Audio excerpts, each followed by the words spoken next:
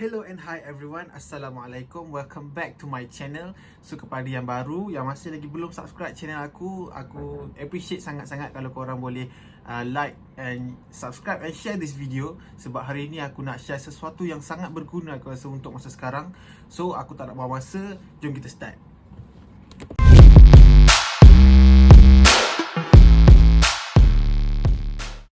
So hari ni adik aku buat video ya, last day of Ramadan.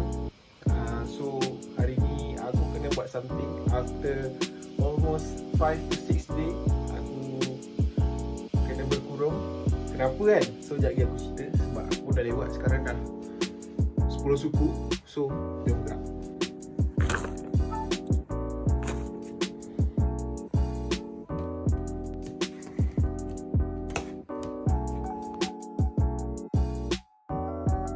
Ya Allah, rindunya udara luar. Dah, saya cakap banyak-banyak. Jom kita gerak.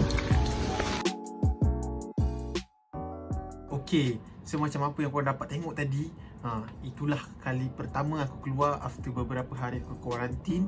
Sebab aku ada close contact dengan orang positif. So that feeling masa tu masa macam ya Allah, rindunya. Aku perlukan fresh air. Sebab after beberapa hari aku kuarantin dekat bilik, aku dah macam banduan. Sebab aku sahur pun dekat dalam bilik. Sebab time tu puasa kan, aku sahur pun dekat dalam bilik, aku buka puasa pun dalam bilik. Semua sorang-sorang sepanjang hari selama beberapa hari. So korang boleh bayang betapa tepunya aku. And then finally aku dapat keluar and then dapat rasa hirup udara segar tu. Alhamdulillah kan. So jom kita sambung perjalanan kita. So yeah guys, sekarang aku dah sampai dekat QHC Medical Center. So jom lah kita tengok kat dalam kan macam mana.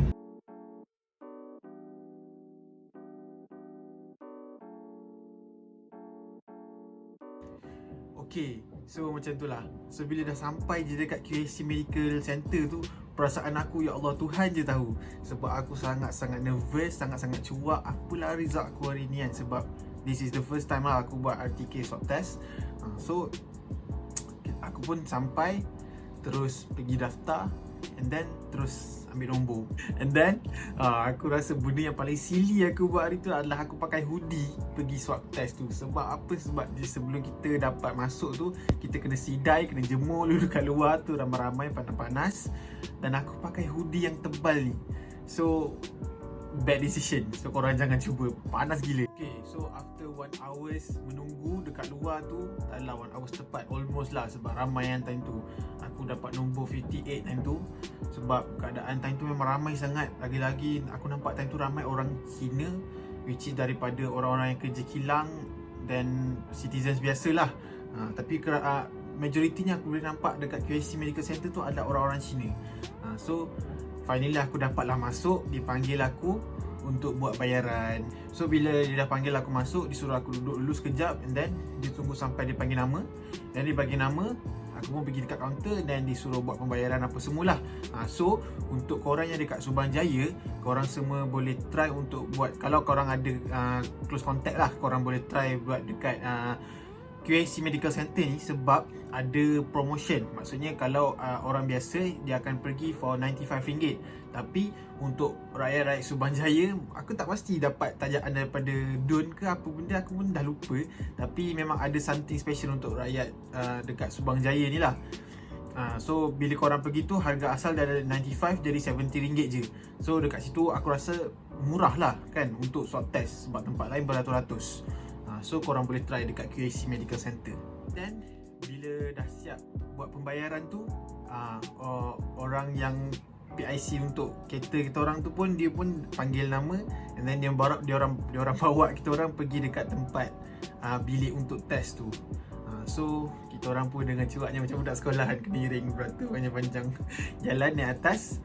Dan sampailah dekat makmal untuk buat swab test tu.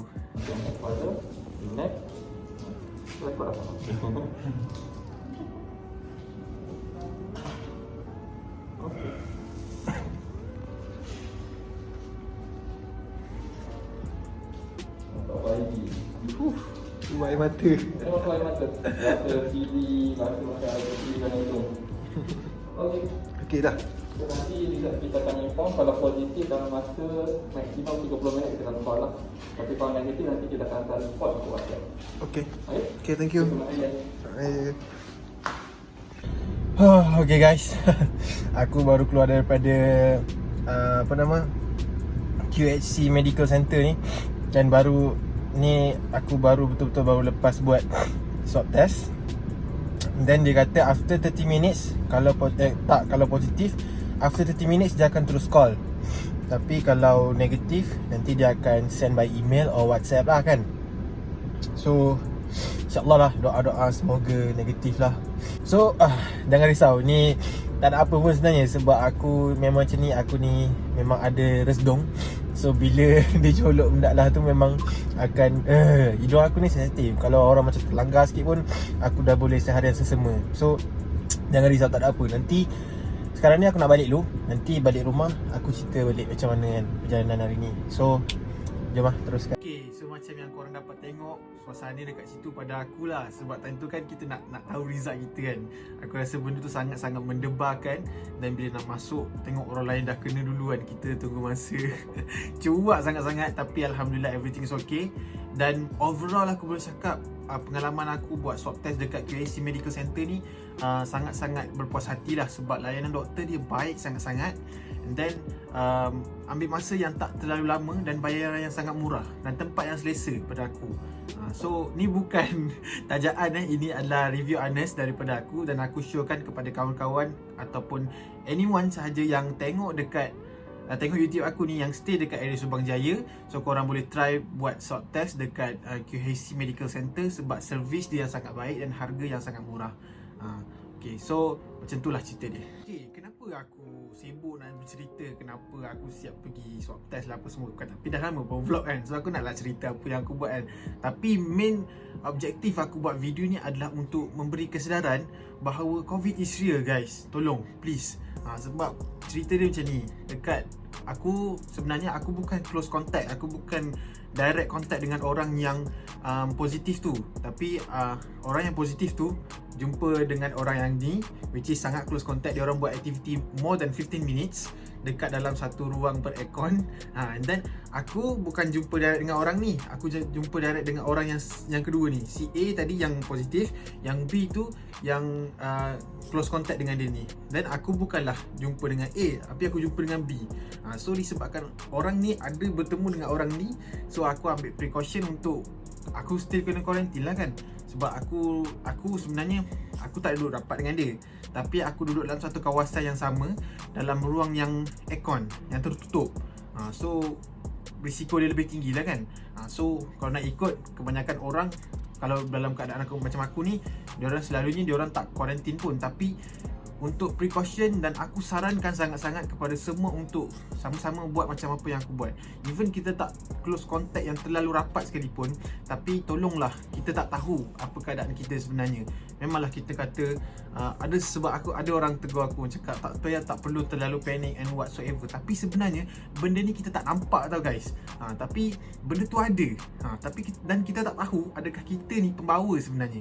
So selagi mana kita tak tahu keputusan yang rasmi, adakah kita ni positif ataupun negatif, so ambillah precaution, duduklah dekat rumah. Tak rugi pun. Maksudnya korang stay je lah dekat rumah, daripada korang keluar untuk bawa risiko yang korang dah jumpa dengan orang macam tu. Dan korang bawa pula kepada orang lain kalau kata korang positif kan. Kita tak tahu kan. Tapi apa yang aku nak tekankan, COVID ni bukan satu jenayah. Dan korang tak perlu takut. Kalau korang dah declare sebagai seorang yang positif, so jangan takut. Korang kena bagi tahu semua orang yang korang dah close contact. Sebab itu adalah tanggungjawab. Sebab yelah kita dah positif. Kalau kita tak bagi tahu orang yang dah close contact dengan kita, takkah kita membahayakan kepada orang yang dah close contact dengan kita, and then orang yang tu akan membawa pula kepada orang lain.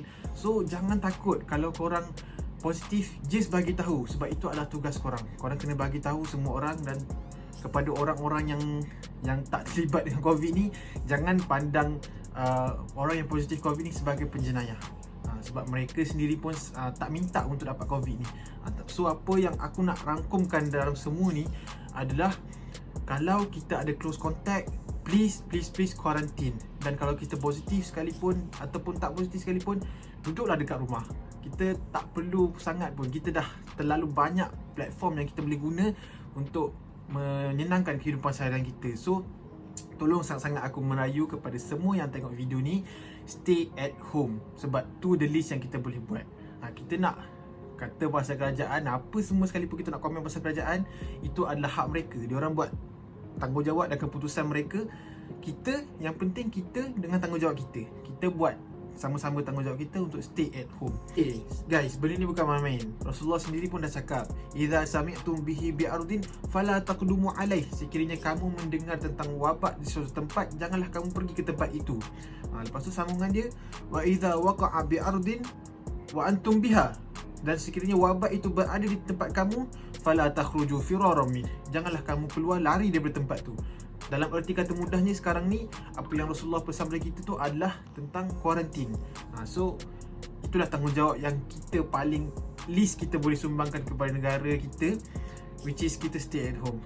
Aku dah banyak kali ulang ayat yang sama, tapi itulah perkara yang sangat-sangat aku nak tekankan. Dan kalau kita terpaksa keluar sekalipun, please pakai mask dan jaga penjarakan sosial. Dan kepada kawan-kawan aku dan juga kepada semua abang-abang Foodpanda, GrabFood, semualah yang berkaitan dengan delivery semua ni, tolong jaga juga keselamatan korang.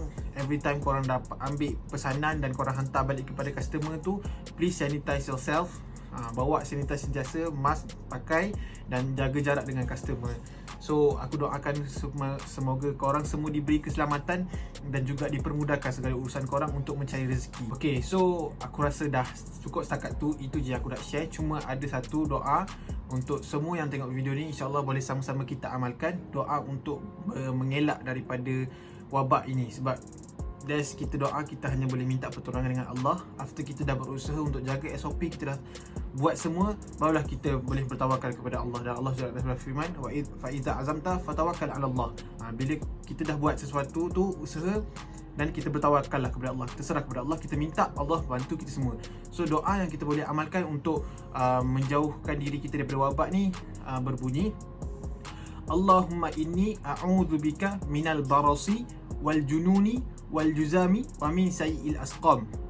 InsyaAllah sama-sama kita amalkan doa tu walau di mana pun kita berada, dan insyaAllah kita sama-sama jaga SOP dan patuhi segala arahan yang dikeluarkan oleh ulil amri kita ataupun pemimpin-pemimpin di negara kita, selagi mana ianya tidak bertentangan dengan syariat. So that's all from me. Thank you sebab korang dengar this video sampai habis, dan aku harap video ni sangat-sangat bermanfaat kepada korang semua dan sangat-sangat berguna. Dan korang jangan lupa untuk hit that subscribe button, like and share this video, sebarkan awareness ni kepada semua orang yang kes hari ni pun dah terlampau tinggi untuk kita lihat. So yeah, that's all from me. See you guys in the next video. Bye. Assalamualaikum. Sekejap guys, sorry aku lupa. This video aku shoot sehari sebelum raya. So Alhamdulillah result kepada swab test yang aku bawa korang ikut sekali tadi, Alhamdulillah negatif. So aku pun bolehlah beraya dengan family aku semua. Dan sorry aku baru baru sempat untuk edit this video sebab aku banyak benda aku nak buat sebelum ni. Aku baru ada kesempatan. So yeah, jumpa lagi dalam next video. Bye.